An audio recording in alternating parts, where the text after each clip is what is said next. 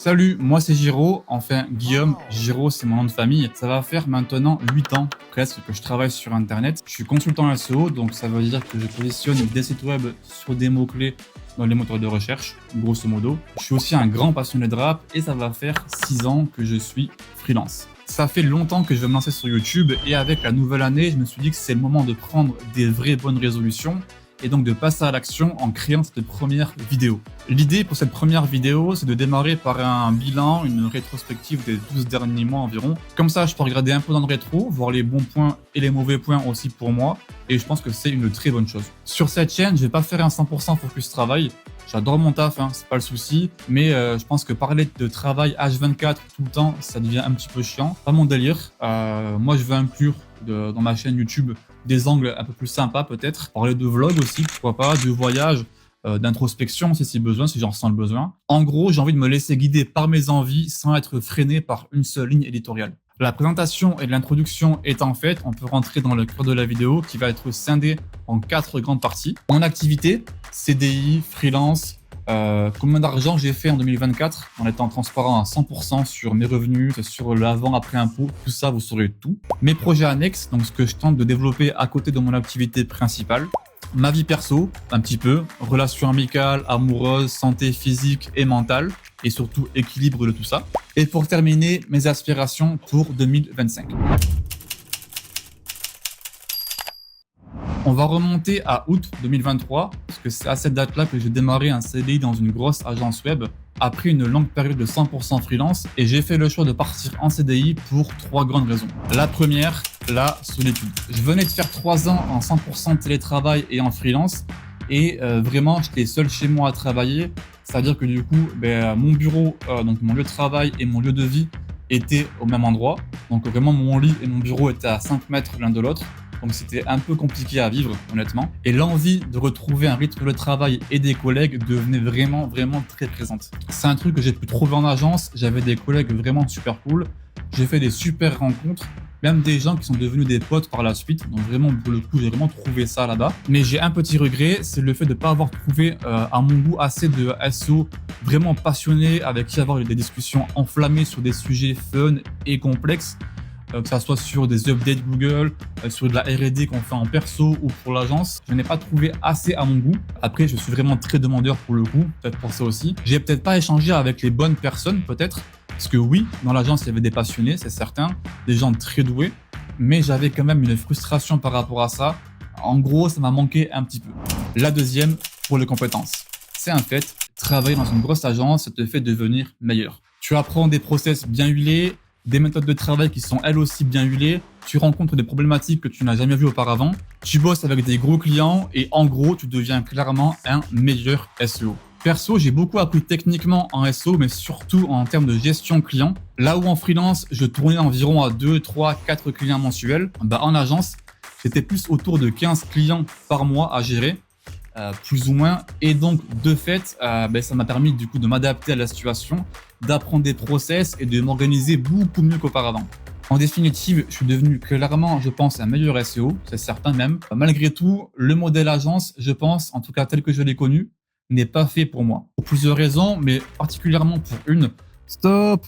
C'est le Giro d'après le tournage. Dans ce passage, je dis des choses qui sont, je crois, confidentielles, sur lesquelles je suis tenu au secret. Donc, pour prendre 0 risque, je vais devoir faire avance rapide et passer directement à la 3e raison. Désolé, bisous!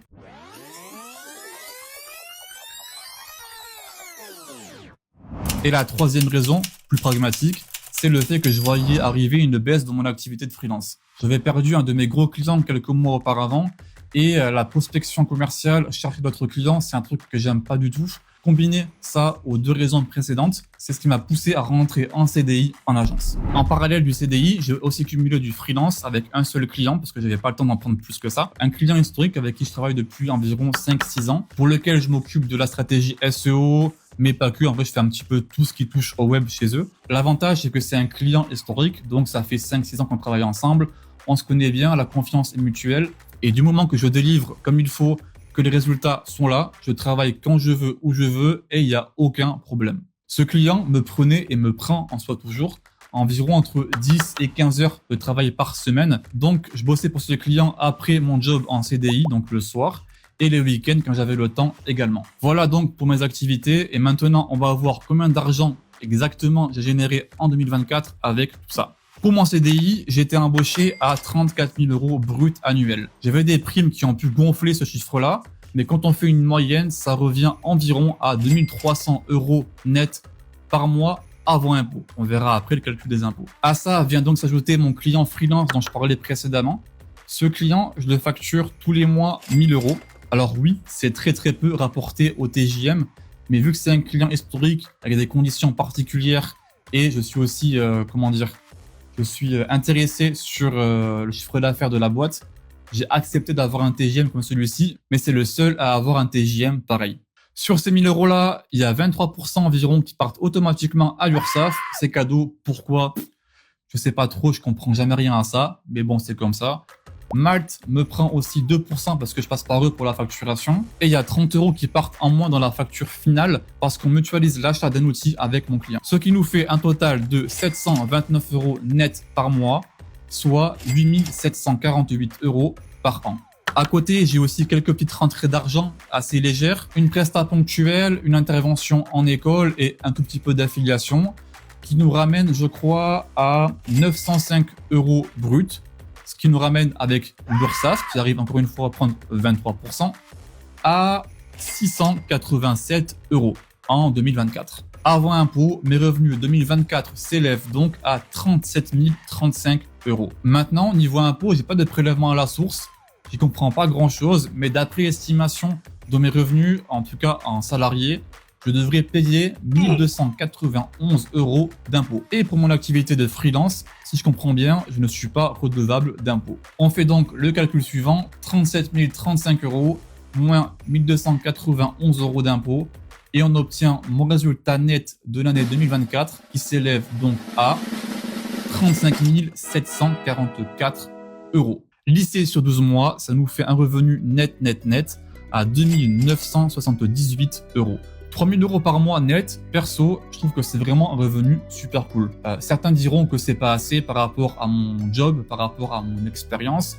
Moi, j'ai connu en soi le travail au SMIC pendant longtemps. De fait, je sais que 3000 €, c'est un bon revenu. Après, quand on le rapporte en temps de travail, oui, c'est pas énorme, c'est vrai. Mais sincèrement, en vrai, je suis privilégié, je trouve. Je peux mettre de côté tous les mois de l'argent. Je peux faire les courses sans regarder le prix. Ça, c'est vraiment un gros luxe.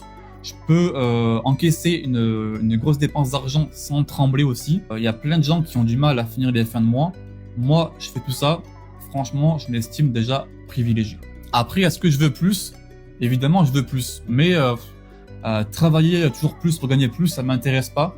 En vrai, moi, si je tourne à 3, 4, 5 000 €, c'est déjà énorme, je trouve, comme argent tous les mois, vraiment. Je serais très heureux. Vraiment.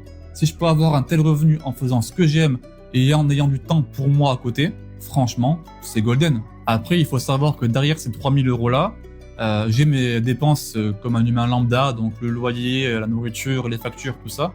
Mais je dépense aussi beaucoup d'argent dans des projets annexes à perte. Et justement, on va en parler.